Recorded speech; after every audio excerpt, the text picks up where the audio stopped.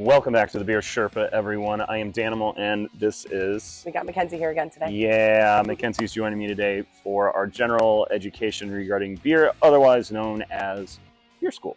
Yes. If this is your first time stopping by, make sure that you guys you subscribe for new video drops. We're trying to do at least a video a week, maybe more. Hopefully we'll get some beer breakdowns coming up again soon. Today, we are going to be learning about IPAs. Yum. We both love IPAs. Top tier. Top tier indeed. IPA stands for India Pale Ale. It is a style that actually originated in England in the 19th century. IPAs are now brewed in craft breweries all around the world and have become one of the most popular and diverse styles of beer. And so today we're going to dive into some of those key elements. All right, so a few of the key elements that go into what an IPA will truly bring you. It's very hop forward. The hops that are typically used in IPAs are going to give you a wide range of herbal, floral, bitter. You have fruity, piney, good old West Coast. Yep, you got it. You know, that is something that makes these so versatile. Yes. Because you can play around with so many different things. Sometimes you can leave aspects of it completely out, and it kind of will change your entire idea of an IPA. And then regarding those hop forward notes that you get, you can kind of start to peel back different beers and figure out what you enjoy about those beers. And it can help you learn and find new styles in new breweries and different actual beers that you will like, that you wouldn't automatically think that you would. And I mean, when I think about when I got into craft beer, you know, 8-9 years ago, right. I hated IPAs. I absolutely hated IPAs. And I mean, they're bold. They're extremely bold. They're very in your face, and they used to give me headaches all the time. Really? Yeah. Those IBUs. Yep. Those IBUs will absolutely do that. But sometimes. But the beauty about, you know, knowing more now, and especially talking about it and educating others, is that you have a deeper appreciation for everything that goes into the beer. Exactly. And you're right. You're able to pull out the things that you like, the things that you might not like, and you can kind of go from there. Yeah, you learn to navigate your preference. It's a good thing. All right, moving on to another aspect of IPAs is going to be bitterness. While basically all IPAs are going to be bitter, it's just different varying levels of bitterness, but it actually balances out really, really well with a lot of the malt builds that you have in a lot of IPAs. The level of bitterness varies widely depending on what kind of IPA we're actually talking about. So you can go from moderately bitter to extremely bitter, like Mackenzie. She's pleasantly bitter. But it truly is depending on style, and it's depending on recipe. And as the years have gone on, I actually lean towards more bitter. The more bitter, the better for me personally. Yes. I just smacked that. Sorry. That's okay. That's okay. But the more bitter, the better for me personally. I find that when you have very strong flavors, that bitterness will bring them out, and the malt that goes into it softens it. Absolutely. And it's that combination, and as we said, it's that balance between the maltiness and the bitterness that makes knowing and learning about IPAs just so fascinating, because, you know, here at the brewery we have several different kinds of IPAs and several more that we don't have that I really want back on. And I know that we had done a video about my favorite beer, Heart Day. That IBU is 95. That is skyrocket. That's huge. But you don't get that. You don't get it because of the balance of the malt, which we'll get into. Yes. So what we were talking about prior with the bitterness because of the hops and everything, and how we kind of established that it can be balanced even with it being a very bitter beer, it's because of the malt. So we're going to be talking about the malt backbone. While hops are the first thing that comes to your mind when you think of an IPA, you know, hoppy, danky, you think that's just all it is. You need to have a good level of malt in that so that you're not having to pinch your nose and drink it. I mean, some people do like super strong beers like that. Some people. sometimes.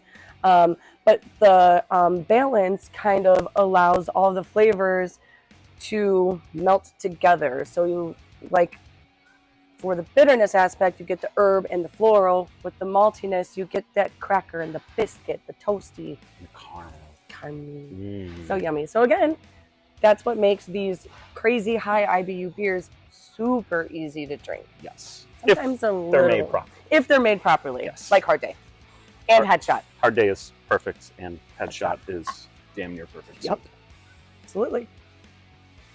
All right, so alcohol content, our favorite part. Right? Oh, the best part. Yes. IPAs tend to have higher alcohol contents compared to other styles of beer, and this can definitely vary. You have some IPAs that have lower ABVs. Those are the session IPAs. Super light, super easy to drink, but you're still going to get that bitterness, that hoppiness that you would expect with a very, very mild malty backbone to it. But you can also go on the high end of the ABV.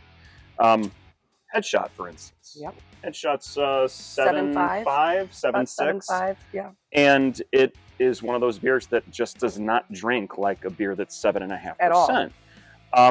But there are also higher alcohol content versions, which are double IPAs or DIPAs and even triple IPAs.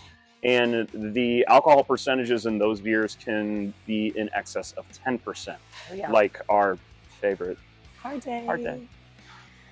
Another thing I think I would like to add into the alcohol content and the ABV, what I personally taste when I drink a double, I do absolutely get that bitterness, but they're very simple to drink because of that malt. The malt is the driving force in a lot of good double IPAs. It really, really mellows things out. It makes it nice and smooth. And you'll still get the dankiness from it. Yeah, absolutely. Especially on the nose. 100%. But it's, I don't want to say tolerable because it's not a bad smell or a thing. It's just easier. It's not nearly as whoa to your face. It's not as in your face for sure. Because of that malt. Okay, so color. As far as IPAs go, you can have kind of a wide array of them. You can start from a very pale gold where you're like, are you sure I'm not drinking a Pilsner or something like that? No. Then you can get into that straw haziness, which we'll get into. And then you'll go all the way up to a deep amber, even. And sometimes even Hard Day will come out as that. Absolutely, it all depends. And with Headshot's almost right there, but it's like a deep gold. Yeah, it's absolutely. not a light gold. You do see some like little aspects of amber in there, but color is going to vary, but it's never going to be like mega dark. No, it's never going to be dark like a stout or a porter, and I don't think it can truly be as pale as a Pilsner, but there are some times where they're questionable and you're like, are you sure? Definitely some of the session IPAs are for sure because they're very super low. light and pale, but a lot of that has to do with how low the ABV is. It has to do with the very, very mild malt build that's there. Something that's not going to be overly hoppy is not going to have a very, very strong malt build. Right. I agree. Better. I concur. All right, and now for one of my favorite parts is talking about the different styles of IPA, because there are so many, and then so many subcategories of IPAs as well. The one that we're probably most familiar with is definitely the American IPA. Very, very bold hop flavors and aromas, and a very, very clean malt build. These tend to be those very, very easy drinking, almost sessionable. When I think of what we have on tap right now, probably Long Day. Long Day is still a little bit on the malty side, but still it's very, very easy to drink.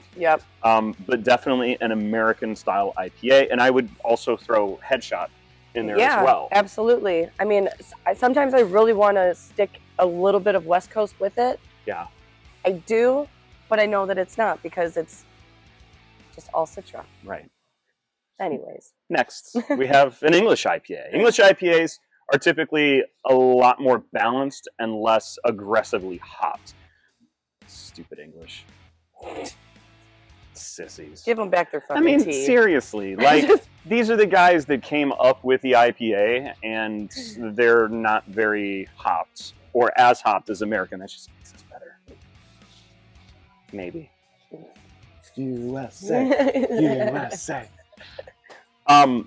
Anywho, it is definitely a less hopped variant of the IPA family, and it's mainly focused on traditional English hop styles, which are greatly different than that of American hops.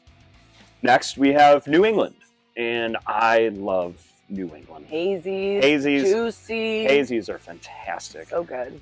They are going to have that hazy appearance that's caused by proteins that are within the brewing process itself. Mm-hmm. You're going to have big, juicy hop flavors, big citrus notes, absolutely, all kinds of like orange and strawberry and banana and tropical fruits.